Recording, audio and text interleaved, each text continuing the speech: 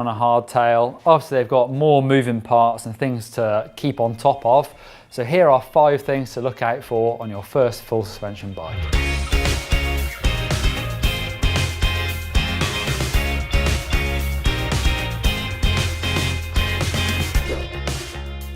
Obviously one of the biggest differences with your new bike compared to the hardtail is this rear shock. They do need servicing, so try and keep on top of that. Check for the condition of the shaft, make sure it's not got any scratches on it and there's no oil coming from this seal. If either of those things are present, then get it serviced.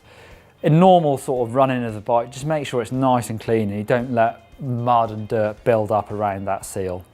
Shocks have bushes in the ends where they mount to the frame. They're like plastic sleeves that the bolt goes through and they move around when the suspension moves. So they do wear out. So to check those, a really easy way is just to hold the back wheel onto the floor and just pull up on your seat. There shouldn't be any movement or any knocking in there. Or just bounce the bike on the floor and put your finger on that bolt and on the shock.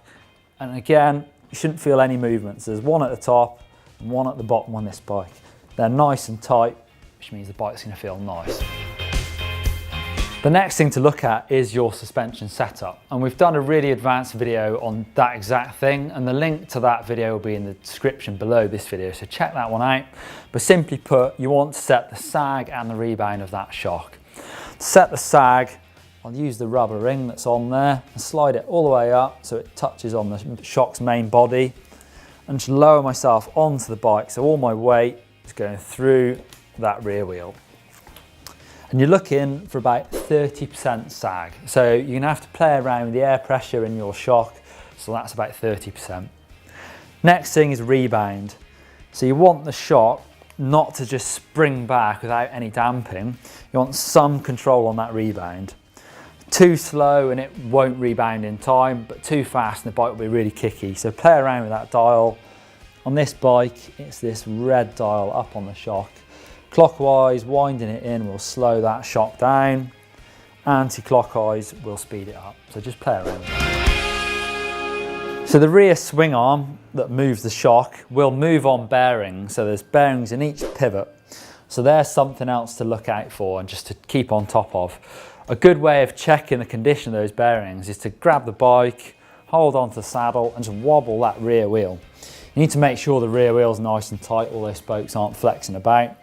And then I'm just looking for any movement in the rear end, looking against this linkage against the frame, and there really isn't any movement in there, so I know my bearings are in really good condition. So give that a wobble. There shouldn't be much play at all side to side in that rear end. An easy way of checking each bearing individually is just by taking the rear end apart slightly so that you're isolating each bearing, so that I'm moving one. You know, sometimes you can just take the one shock bolt out just so that swing arm moves nice and freely, and just feel the frames you're moving them to check there's no rumbling or any roughness in those bearings, and make sure they're all nice and tight whilst you're doing this. So this feels really nice and smooth. Like I say, you can work through the pivots, do that individually, and check that all those bearings are in good condition. Something else to bear in mind with full suspension bikes is you may get a little bit of chain growth. By that I mean when the suspension is going down, that can sometimes pull the chain tighter, and it depends on the design of the rear suspension you have, but it's worth bearing that in mind. Obviously the hardtail, it's a fixed rear end, the chain won't grow at all, but just double check. I've let the air out of my shock and I'm just pushing down. With it in the lowest gear, I need to make sure that I still have enough chain that the chain doesn't go fully tight before I've bottomed out that rear shock. The same goes for cables and hoses. I've got a rear brake hose and my gear cable down there, and I need enough slack in those to allow for that rear suspension movement. And finally, a lot of shocks now have extra technology that are really going to help you out.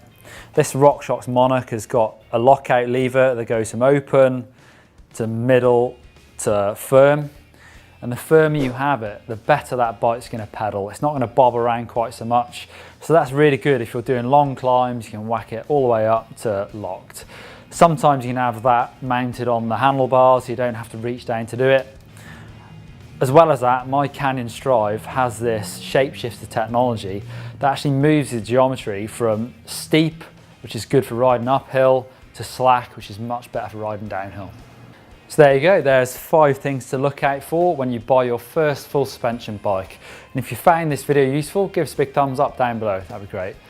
And for more videos from GMBN, you can click up here for our suspension setup explain video, or click down here for how to descend like a pro, or click on me to subscribe to GMBN.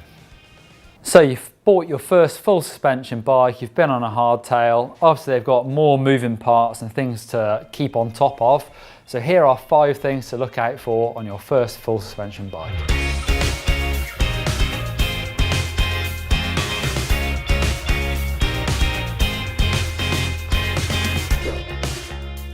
Obviously one of the biggest differences with your new bike compared to the hardtail is this rear shock. They do need servicing, so try and keep on top of that. Check for the condition of the shaft.